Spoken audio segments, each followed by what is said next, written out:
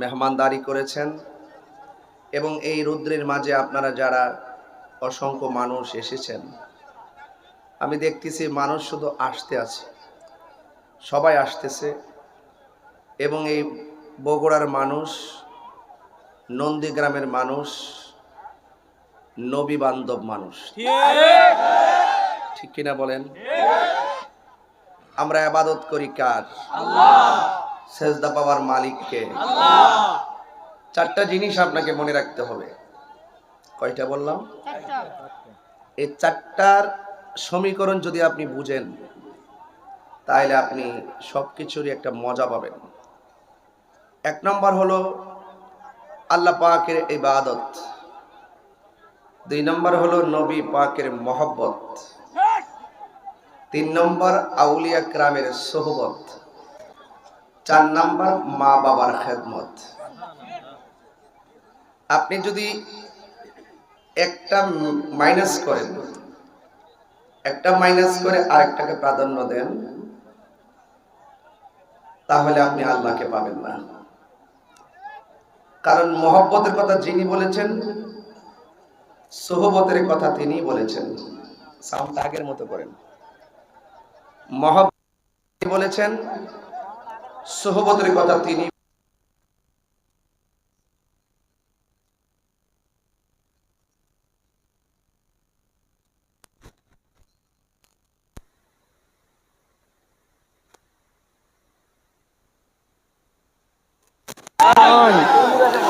মান্যতার ক্ষেত্রে আছে তিলকা হুদুদুল্লাহ, আর এর বাইরে যারা যাবে ওমাইয়াসিল্লাহ, যারা আল্লাহর সাথে নাফরমানি করবে তাদের জন্য জাহান্নাম।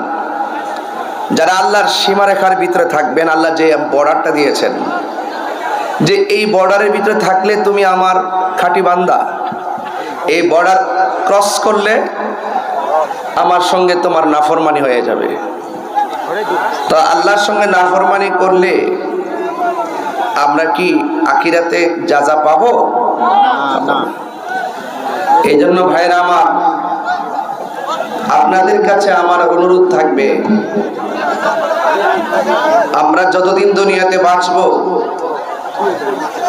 আমরা ইবাদত করব একজনের। জবান খুলে বলুন তিনি কে? আল্লাহর হাবিব বলেছেন,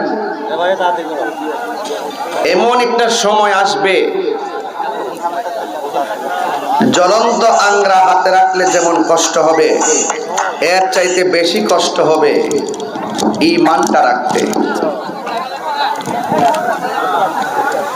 ঈমান নন্দীগ্রাম বাজারে কিনতে পাওয়া যায় না, ঈমান বগুড়া সদরে কিনতে পাওয়া যায় না। ঈমানটা নিয়ামত।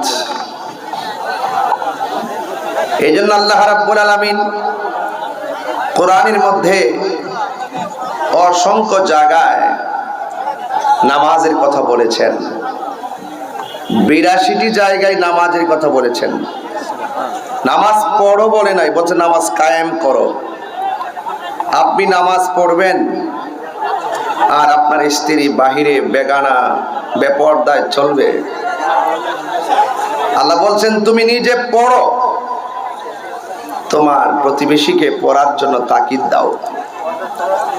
আপনি ফজরের নামাজের টাইমে উঠে মসজিদে চলে যাবেন, আর আপনার ছেলে রাত্রে ঘুমাবে, সকাল 8টা পর্যন্ত ঘুমাবে, আর আপনি দেখে চলে গেলেন, আপনাকে জবাবদিহি করতে হবে। কারণ প্রত্যেকটা মানুষকে যার যার দায়িত্ব সম্পর্কে জিজ্ঞাসিত হবে, জিজ্ঞেস করা হবে। ঠিক এমনই একটি ক্রান্তিকালে আমরা এই বগুড়াবাসী, নন্দীগ্রামবাসী যেভাবে দিনের বেলায় হাজার হাজার মানুষ আসতে আছে, শুধু আপনারা বসছেন। আচ্ছা বলুন তো, এই মাহফিলটার উসিলায় আল্লাহ রাব্বুল আলামিন আমাদের সবার জীবনের গুনাহ মাফ করতে পারে কি পারে না? তো এই মাহফিলটা যারা করেছেন তারা অনেক পরিশ্রম করেছেন, অনেক এই প্রোগ্রামটাকে সুন্দর করতে গিয়ে কোনো ত্রুটি করে নাই। অনেক বাধা, অনেক ঘাত প্রতিঘাত, অনেক ষড়যন্ত্র, অনেক ধরনের ত্যাগ কষ্ট সব কিছু উপেক্ষা করে যারা কোরআনের তাফসীরের মাহফিল সাজায়, এরাই হলো সমাজের শ্রেষ্ঠ সন্তান। ঠিক কিনা বলেন? এই সমস্ত ধর্মীয় কাজে যারা বাধা দেয় এরা সমাজের ভালো লোক নয়। কথা বলেন ঠিক কিনা? ভাইয়েরা আমার, এই মানুষ যারা এসেছেন, আপনাদের কাছে আমার একটা শুরুতেই অনুরোধ থাকবে, যারা মাহফিলটা সাজিয়েছেন তারা হয়তো মুষ্টিময় 10, 15, 20 জন, কিন্তু মানুষ তো আছেন হাজার হাজার। আমি চাই মুসাফির মানুষ হিসাবে যে মাহফিল কমিটিদের সাথে আপনারাও একটু শরিক থাকেন, এটা আমার চাওয়া। অন্তত 100 টাকা দিয়ে হোক, 1000 টাকা দিয়ে হোক, 5000 টাকা দিয়ে হোক, আপনি শরিক থাকেন। প্রয়োজনে 10 টাকা দিয়ে হলো শরিক থাকেন, রাত্রে ঘুমায়ও শান্তি পাবেন। একদিন আপনি দানের কথা বলে যাবেন, কিন্তু আল্লাহ পাক এই দানটাকে উহুদ পরিমাণ পাহাড় মতো নেকি বানাইয়া হাসরের মাঠে আপনাকে সারপ্রাইজ দিবে। আমরা তো অনেকে মনে করি দান করলে ধন কমে, আসলে কিন্তু বাড়ে। as-sakhiyyu habibullah, দানশীল ব্যক্তি আল্লাহর বন্ধু। হাসরের মাঠে 7 প্রকার মানুষকে আল্লাহ পাক আরশের নিচে ছায়া দিবেন। এর মধ্যে এক শ্রেণীর মানুষ হলো দানশীল ব্যক্তি। তাইলে দান করলে লাভ আছে না নাই? আমরা কারা কারা দানের পক্ষে আছে একটু হাত তুলেন তো দেখি, হাতটা সোজা করেন। নারে রিসালাত, নারে তাকবীর, নারে রিসালাত, বীর মুফতি গিয়াসউদ্দিন আত-তাহিরি সাহেব।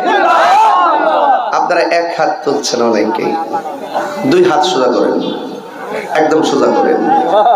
আমরা সবাই নবীকে ভালোবাসি তো?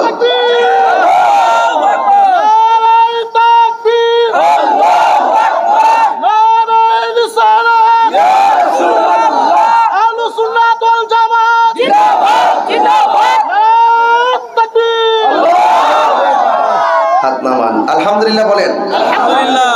তো আপনাদের কাছে আমাদের কিছু ছেলেরা আসবে ব্যাগ নিয়ে, আপনারা যে যতটুকু পারেন মা বোনদের প্যান্ডেল সহকারে দিয়ে দিবেন। আর একটু পরে আর লোক আসতেছে, আর আসবে নাকি? তাইলে আর একটু পরে মানুষ বেশি আসলে নাকি, যাক তাহলে সওয়াবটা বেশি মানুষ নিতে পারবে। এটা কি? আচ্ছা আচ্ছা, এটা এটা ঠিক আছে, আমি বলবো। হ্যাঁ, আজিজুল হক জিয়াদি সাহেব আসবেন। কোথায় আসবে? আচ্ছা, এটা গেল সাপড়া, 13 ডিসেম্বর আসবে, সবাই যাবেন। যাই হোক, আরেকটু পরে বলবো। আমার সঙ্গে একটু আওয়াজ করতে হবে আপনাদের। বলুন আল্লাহু আকবার। পৃথিবীর সেরা ডায়লগ, ঠিক কি না? Allah is our almighty and our creator. Allah পাক সৃষ্টিকর্তা, আল্লাহ সর্বশক্তিমান, ঠিক কি না বলেন? আল্লাহু খালিকুনা, আল্লাহ আমাদের স্রষ্টা, আল্লাহ আমাদের স্রষ্টা। আমার যুবক ভাইরা সবাই দুরূদ শরীফ পড়ুন। আল্লাহুম্মা সাল্লি আলা সাইয়্যিদিনা ওয়া আলা আলি সাইয়্যিদিনা।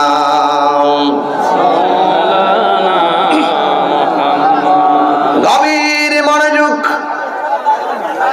দিনের বেলা মাহফিল,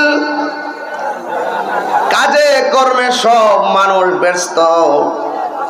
এলাকায় প্রবেশ করে যেটা বুঝতে পারলাম, ধান কাটা হয়েছে, ফসল গড়ে উঠেছে, এরপর মানুষ বিশ্রাম নেয় নাই। পরবর্তীতে তারা আলুর চাষ শুরু করেছে। কথা বলেন ঠিক কিনা? এই জন্য বাংলাদেশ কৃষি প্রধান দেশ। এই বাংলাদেশের মানুষ এখন থেকে শৌখিনতা ছেড়ে দিতে হবে। বাংলাদেশের মানুষ শৌখিনতা ছেড়ে দিতে হবে। সেগুন কাঠের খাটের উপরে ঘুম বন্ধ করে দিয়ে চাটারের মধ্যে ঘুমের অভ্যাস করতে হবে। এবং 5 তলা 10 তলা বিল্ডিং এ এসি না লাগাইয়া তাল পাতার পাখা দিয়া বাতাস করে রাত্রে ঘুমাবেন। ঘরের ভিতরে 4টা 5টা টিউবলাইট না লাগাইয়া একটা লাইট লাগাইয়া ঘুমাবেন।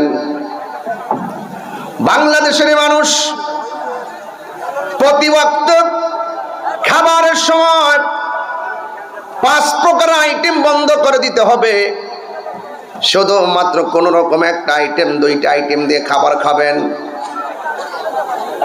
সকালবেলা নাস্তা খাবেন, দুপুরবেলা ভাত খাবেন, রাতের বেলা হালকা খাবেন, একটু তাড়াতাড়ি করে ঘুমিয়ে যাবেন, ফজর টাইমে উঠে যাবেন, 5 ওয়াক্ত নামাজ পড়বেন, আগের চাইতে চাহিদা একটু কমায়া দিবেন। আর আজকে নন্দীগ্রামের ভিতরে আয়সা দেখলাম কত সুন্দর ধান, বগুড়ার জমিনে আয়সা দেখলাম কত সুন্দর আলো। আমার তো মনে হয় এই দৃশ্যটা দেখে আমি একটা টার্গেট করে ফেলেছি।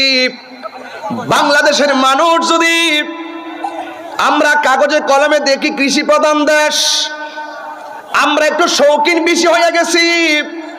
শৌখিনতা বাদ দিয়ে যদি আমরা কৃষি প্রধান দেশ হিসেবে যার যার ফসলাদিগুলো আমরা যদি চাষ করতে পারি, তাইলে বিশ্বের কোন রাষ্ট্র বাংলাদেশকে নিয়ে দাদাগিরি আর বাবুগিরি করার সুযোগ পাবে না। কথা বলেন, কথা বলেন, ঠিক কিনা বলেন?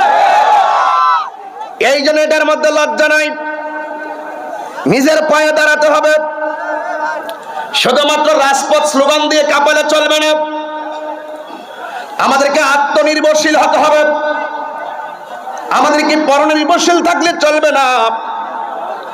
এ যুবকের দল পায়ের মধ্যে হাত দিয়ে বলে দিয়ে যায়, সকল মানুষকে বলে দিয়ে যায়, আল্লাহর ইবাদত নবীর মহব্বত যেই জায়গায় থাকবে, এই জায়গার ভিতরে রহমত দেওয়ার মালিক হলো একজন। জবান খুলে বলুন তিনি কে?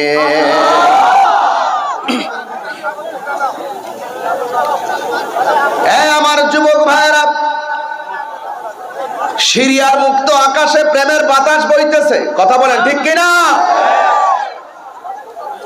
বন্ধুরে আমার, পায়ের মধ্যে হাত দিয়া বলি, আল্লাহকে মানার মতো মানবেন, নবীকে মানার মতো মানবেন। আমার আল্লাহ বলেন, ইয়া আইয়ুহাল্লাযীনা আমানু আমিনু বিল্লাহি ওয়া রাসূলিহি।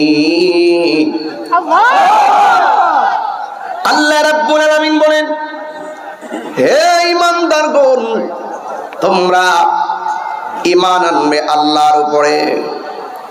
জোরে কোন কার উপরে? আল্লাহ কি দুইজন না একজন? আমরা কি মাজারে যাইয়া আল্লাহর ওলিকে আল্লাহ মনে করি?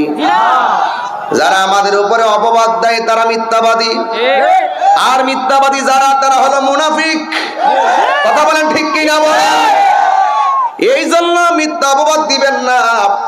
ত্যাগের রাজনীতি তাহিরি করে না, তাহিরি মদিনাওয়ালার প্রেমের রাজনীতি করে। এই জন্য পায়ে হাত দিয়ে বলে দিয়ে যায়, এখনো সময় আছে। ধাক্কা ধাক্কি, ঠেলা ঠেলি আর গোতাগুতি বাদ দিয়া সকল ইসলামপন্থী ইসলাম প্রিয় মানুষগুলা যদি এক হতে পারি, তাইলে এই রাজপথ থেকে মস্তক পর্যন্ত প্রেমের নিশান উড়বে। কথা বলেন,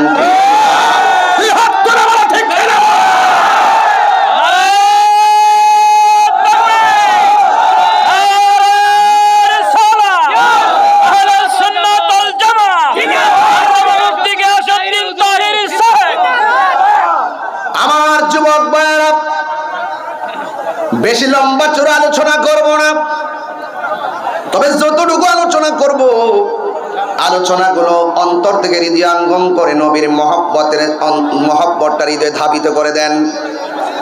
আল্লাহ রাব্বুল আলামিন বলেন, হে ঈমানদারগণ, তোমরা ঈমান আনো আল্লাহর উপরে। এখন প্রশ্ন হলো, হুজুর আল্লাহ কে? আল্লাহ কে চিনতে গেলে লন্ডন যাওয়ার দরকার নাই। আল্লাহকে চিনতে